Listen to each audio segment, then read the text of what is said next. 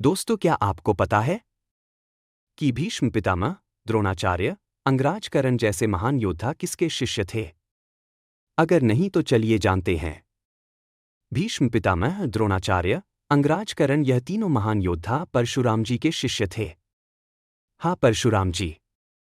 दोस्तों, ये वही परशुराम जी है जिन्हें भगवान विष्णु जी का छठवां अवतार माना जाता है और जिनके गुरु भगवान शंकर है। और भगवान शंकर ने ही उन्हें एक फरसा या परशु दिया था। ये वही परशुराम है जिन्होंने तब श्री राम जी के ऊपर गुस्सा दिखाया था जब सीता स्वयंवर में शिव धनुष टूट गया था। हाँ दोस्तों, परशुराम जी श्री राम जी के युग में भी थे और कृष्ण जी के युग में भी थे। परशुराम जी ने 21 बार धरती को क्षत्रियों से खाली कर दिया था, यानी इन्होंने 21 बार पूरा धरती के क्षत्रिय को मार डाला था।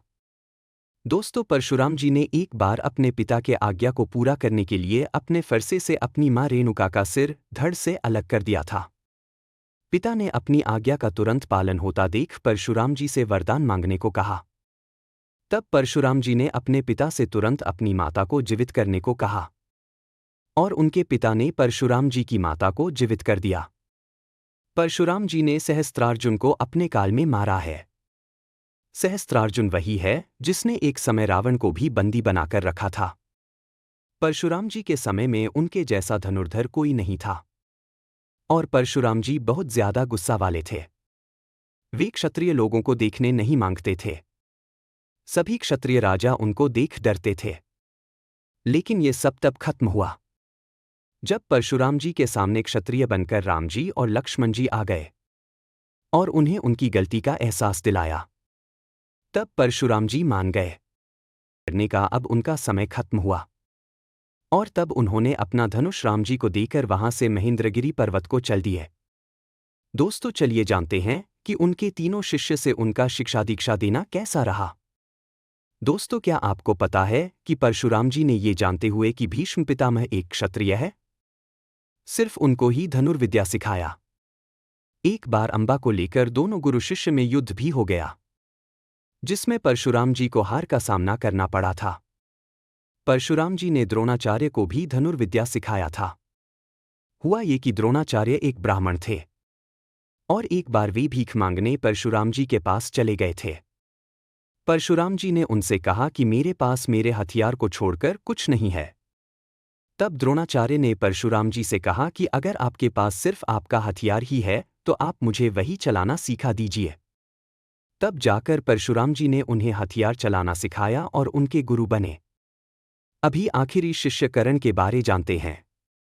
दोस्तों, कर्ण हस्तिनापुर राजा के नौकर के यहाँ एक पला हुआ बेटा था। कर्ण को अपने असली माँ और बाप के बारे में जानकारी नहीं था, इसलिए वह खुद ब्राह्मण है कि क्षत्रिय उसे ये नहीं पता था।